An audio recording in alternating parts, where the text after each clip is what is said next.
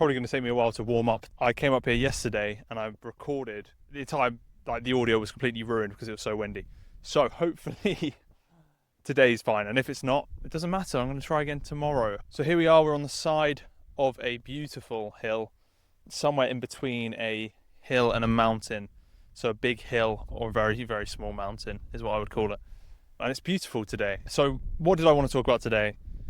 I thought we could do a conversation about heartbreak and pain, and specifically romantic heartbreak. Heartbreak can come in so many different forms, but yeah, specifically romantic heartbreak and kind of the grief we go through in that situation. And there's so many different dynamics that you could be in right now. I do know how you feel, and in fact, pretty much everyone alive knows how you feel, okay?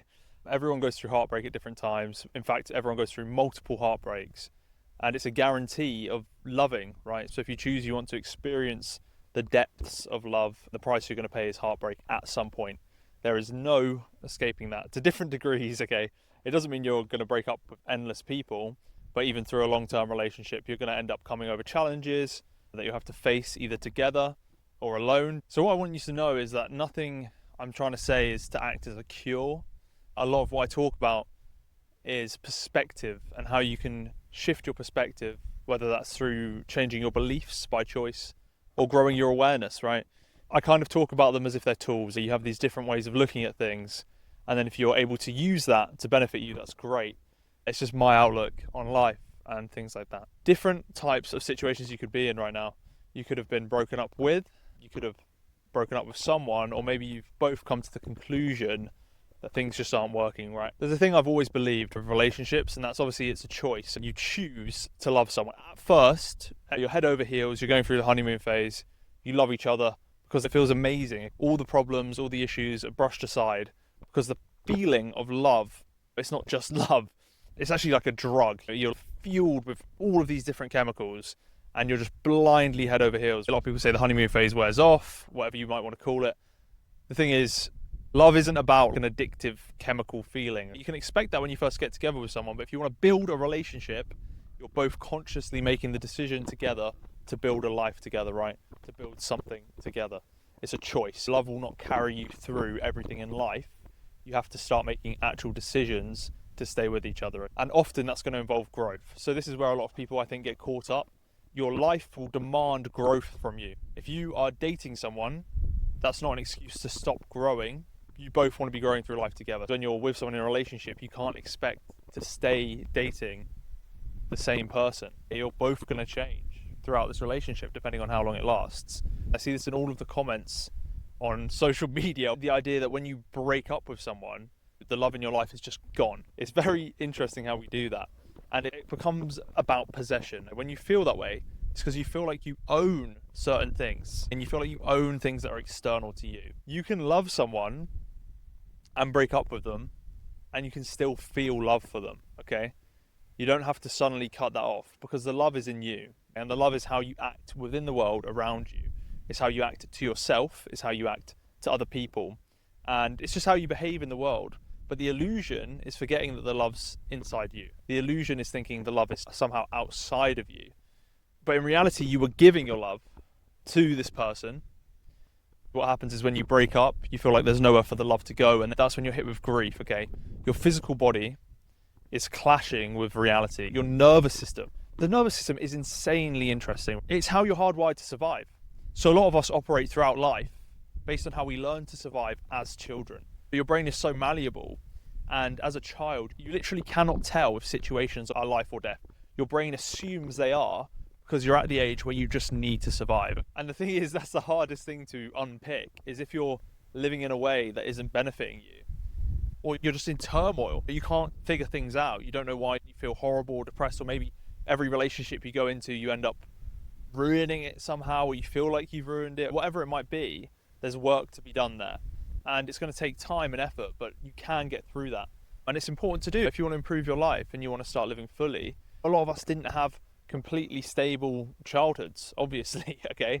So everyone then carries these indented kind of ways of being into their relationships, and then they start to clash. You don't know what's going to come up. Obviously, there's different attachment styles, but it's not quite that simple. Your attachment style can change depending who you're in a relationship with and depending how you react to them emotionally, they might bring up trauma or they might bring up feelings that you didn't know you had until you've gone through that specific experience with them. It's very common for us to want to compartmentalize things and put things in a box because it makes it easier for us to manage. But actually there is a spectrum always. You've got to stay open to that and realize things aren't quite as simple as that. It can help you understand the situation. So really common ones are, there's anxious attachment style, there's avoidant, there's different types of avoidant, which often come from like emotional instability with a parent growing up. I think that happens in life is we're going to have these moments of severe pain. And the scenario we're talking about today, that's the form of heartbreak.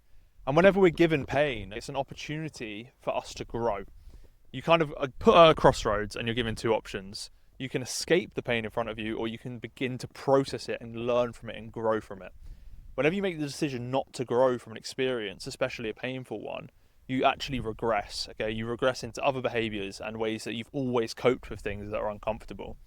You can kind of see it as if you don't deal with the pain right there and then. I don't mean you sit down and instantly it's gone, but I mean accept the process that it's painful and it hurt you, and that's okay. It's so common for people to say, I cannot deal with this. I can't deal with this feeling right now. I need to get away from it.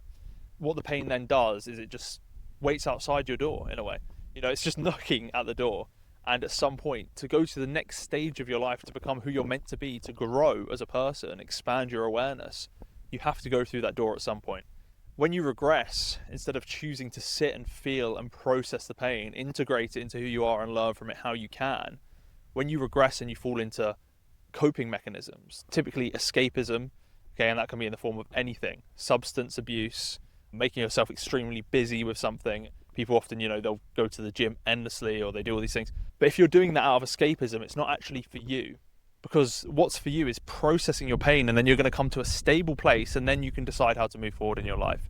If you're running from how you actually feel and you're covering that up, even if you're using it to fuel you, there's a difference between it fueling you because you've grown and you've learned, okay, and you've got a different perspective. You're then using that to enhance your life however possible. You're not learning new mechanisms to deal with situations that come up in life. Whereas when you process it and learn from it, you're learning new things. You're going to become a more enhanced person. Something else we forget, control. We only control ourselves. We only control our actions. We have awareness, and then we can use the awareness. When you're in a relationship with someone, you can blend, you can forget the separation there. And then that can be beautiful, it can be great. But then if you forget completely or you lose yourself in them too much, you forget they're not a part of you actually, okay?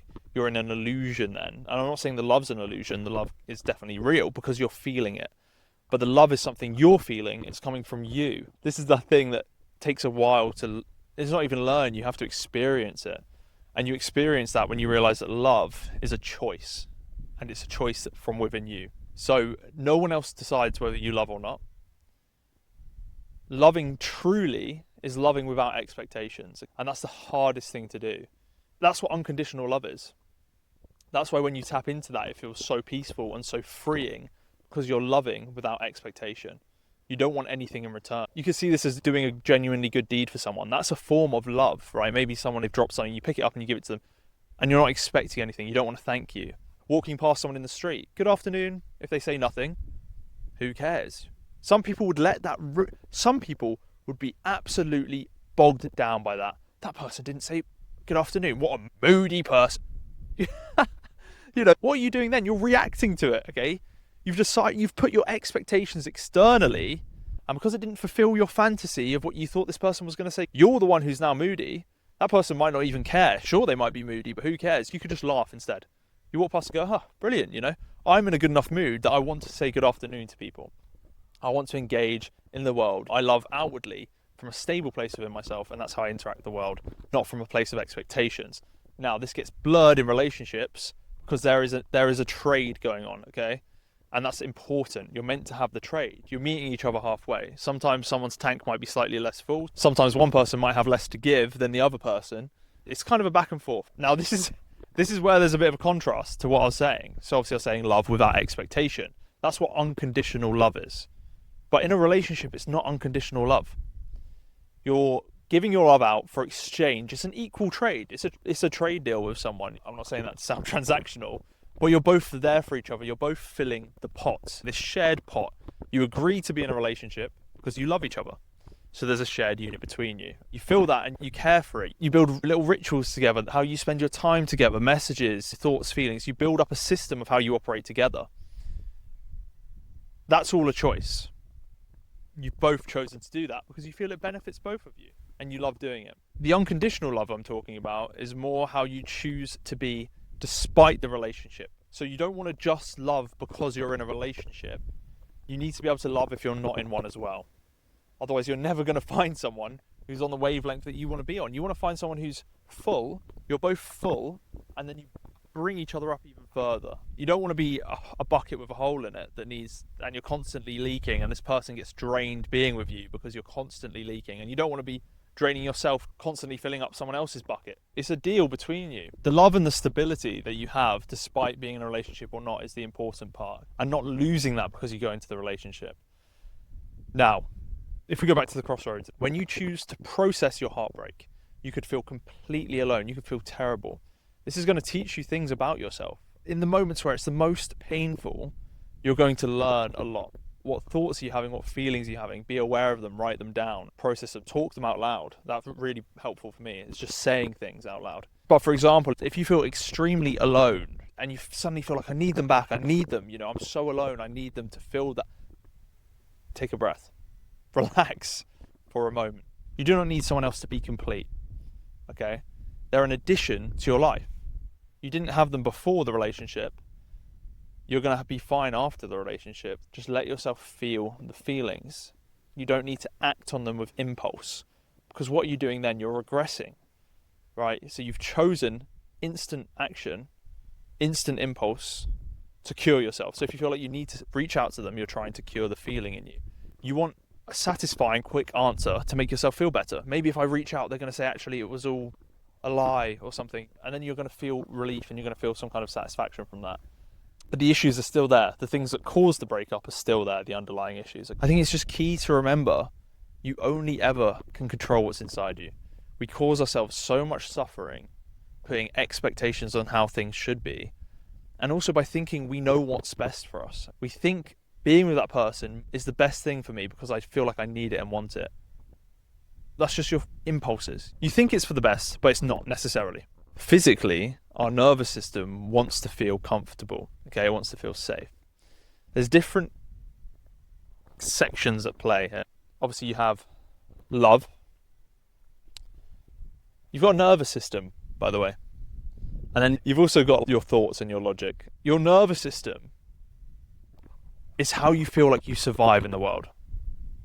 That's the sense of survival you need. If physically you're crawling for something and you think I need that, that's your nervous system. So when you're physically addicted to something, your nervous system pulls you towards it. And that could feel like you're physically addicted to a partner because maybe they give you comfort and they give you safety. There's nothing wrong with that unless you have a complete lack of that without them, right? If you have no safety and no comfort without them, then that's something for you to work on, which is completely fine. Everyone's working on things and growing. It's just important to start being aware of these areas that need work and taking the time to do that. So sitting with yourself, sitting through the discomfort of feeling like you're alone, thinking about why that might be, how can you build on that, how can you build some more stability in yourself, and you're going to grow and benefit from that. You then have love, the feeling that you're pulled towards each other, almost like in a magical sense, I guess, which is different to the nervous system, because you can be in love with someone, but your nervous system can pull you away from them. There's many different reasons that can happen. They can trigger underlying trauma that you didn't know you had. And then you're left in a very confusing space where you're in love with someone, but you're being put by your nervous system saying, I need to leave because I need to survive. You literally are like, I can't do this. But you don't quite know why. Because your logic, which is in the middle, will flip-flop between both. So one second you'll latch onto the love and you're like, well, I love them, so of course I want to make this work. Of course I want to be with them. And then it will latch onto the nervous system, which is saying we need to leave to survive. So what can happen there?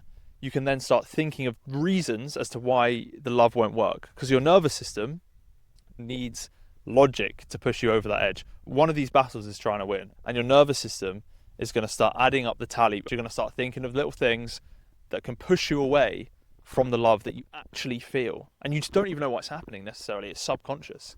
It's unconscious behavior. Until eventually it's just too much and you just decide you can't do it anymore. How has this happened? How have you got in this situation? Your nervous system has been wired a certain way, and it needs time and it needs care, and it's going to be hard and it's going to be difficult. It's going to take energy, but it needs to be worked through over time. Whenever you are in a relationship and that trauma is brought up that triggered your nervous system, it's just going to keep happening because you haven't dealt with it. This is just it's the same with any triggered kind of emotional trauma or whatever it might be. Until you process it, it just keeps coming back up in different forms. You don't grow. You're not going to move on and live that more fulfilling life that you are meant to live. This isn't tied to just relationships. If a certain thing triggers the same pattern of thinking and it causes you massive discomfort and you feel like you need to get out of this place, your nervous system's being triggered. How this ties into your childhood is that's how you learn to survive. You might not even remember. This is the hard thing. We probably don't remember how that's happened because it would have been when we're 2, 3, 4, 5, 6, 7, 8 years old, okay? All through that period of our life, it's when we've learned to survive.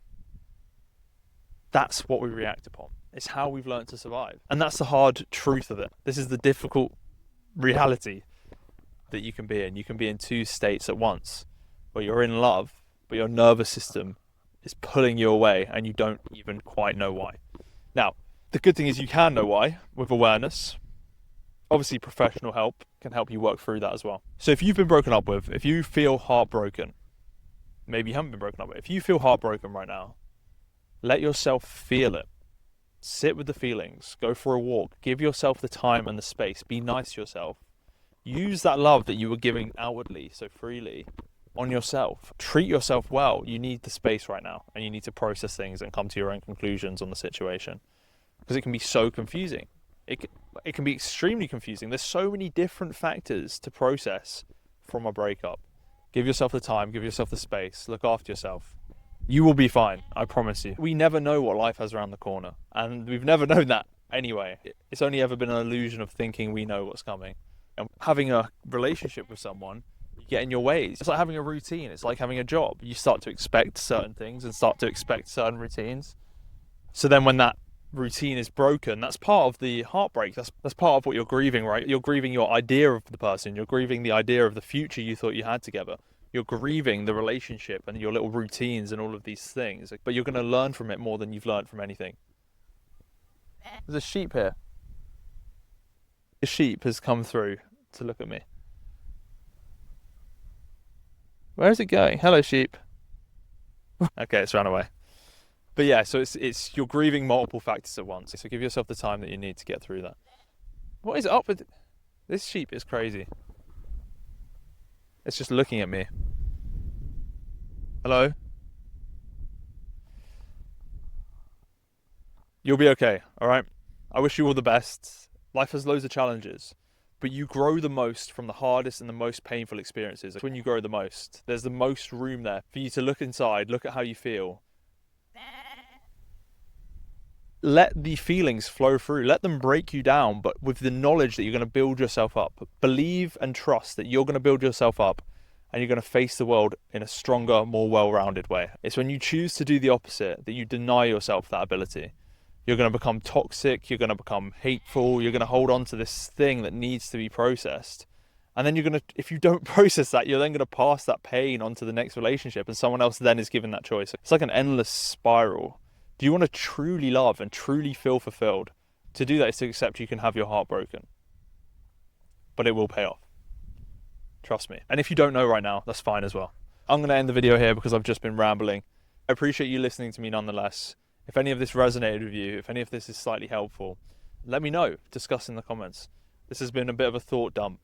And I'm working these things out myself as well. Maybe I need more time to speak on this topic with a bit more, sense of authority. But I thought I'd make this video now for people who are feeling that pain, because I also very recently have felt that pain. And much love, guys. I will catch you in another video. Take care now. I wish you all the best. All right.